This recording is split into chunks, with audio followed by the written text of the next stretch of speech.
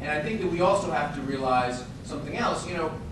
Economic development is going on all around us. More and more of these communities around New York City are becoming places that are hospitable for people to go and work and to live. We're competing with a much tougher marketplace. I have a retired police officer who works for me.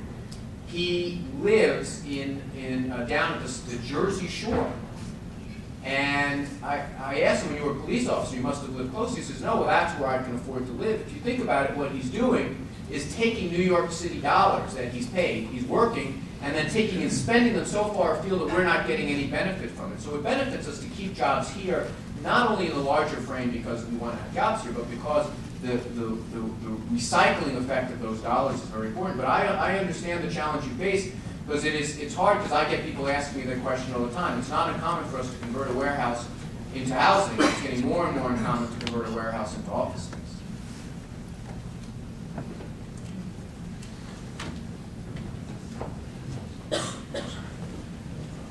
My name is Roy Hoffman with J.H. Cohn. My interest is in the international business community. The city and the state both seem to be lacking in keeping jobs offshore. We have thousands of jobs waiting to come in. With the dollar being a third world currency, we have the opportunity to attract lots of foreign investment. And we're finding with our foreign clients that there's a huge barrier to entry into New York, and other cities and states are winning the ballgame. Is there a vision in the city to help these foreign companies who want to bring aspirational middle-class jobs? All these department stores waiting to come in. We have from Spain, Zara. We have from France, Jacqueline. We have Dolce & Gabbana from Italy. All these new companies that have come to the city with thousands of jobs waiting to come in. And the city's, New York City's Economic Development Corporation changes people every 2 or 3 months. The state does the same thing. There's no clear vision of helping this foreign currency, which for us who travel abroad is difficult, but for people coming in here, there are thousands of jobs waiting to come in. New York City doesn't seem to have a clear vision how to attract these companies and jobs. Well, part of the problem is we don't really need to do very much to get the foreign money to come in here right now. I mean, just ask our friends at Citibank, and just ask our friends at Saks and Tiffany. I mean, there's an enormous amount of foreign currency, foreign money coming in just because the currency balance. But the main obstacle that we have is our horrible immigration laws. We forget, because it's so much part of who we are as New Yorkers, how important immigration is to providing workers at all levels, at the very bottom of the ladder and the high-tech and experienced part of the ladder. We make it very, very difficult, and to our own detriment. All the conversation about outsourcing, which is problematic, and frankly, one of the reasons that I believe New York City has some competitive advantages is that we have specialty in industries that are hard to outsource. Not just talking about financial services, but if we become a medical mecca, if we're an education mecca, these are industries that we're a creative and cultural mecca. These are things that are hard to export. People, want to come to New York City for those things. We're making it very, very difficult to bring those workers here.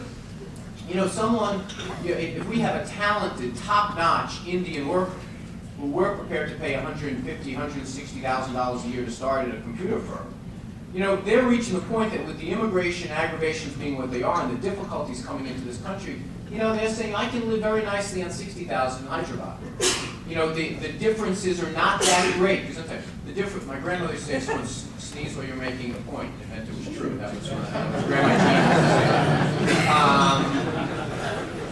The differences are not that significant for that worker, and they're choosing to stay in their country.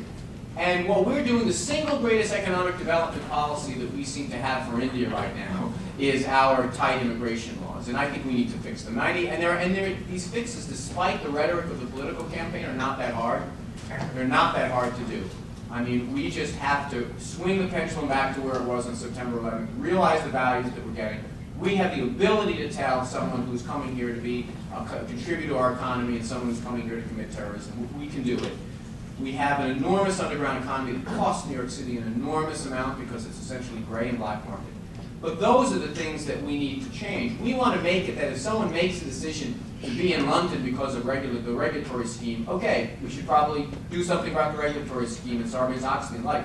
But if we have someone who says, I want to put 10 people at my Goldman desk in New York who are from India, they should be able, we should do everything possible to make that, and we don't do it.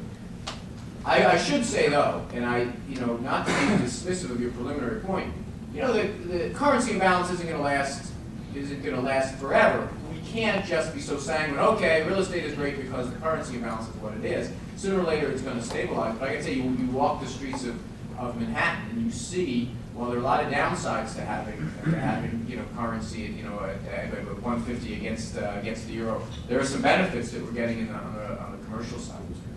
I have time for one more, and then I think I have to go. Good morning. Good morning. Mike Garvey with the Grand Central Oyster Bar. I was wondering, it seems like the next mayor will have a lot to say about the West Side development. And I'd like to know your thoughts and how you might influence that. Well, look, just by way of history, in March of 2004, I think it was, almost immediately after the football stadium deal was announced, I said it was a bad idea and recommended that they put it in Queens, a position that they arrived at 2 years later. I think that there's a pretty good argument that on the West, that if you were going to develop New York fresh from start, you would probably not put the convention center on the West Side with 4-directional unobstructed views in such a piece of real estate. Now, it's completely understandable why it was located there then, and it's a reflection of what kind of a city we were and are, that no one ever conceived that you'd have development going that far. That was kind of the dark side of town, and it made sense to put a convention center to light it up.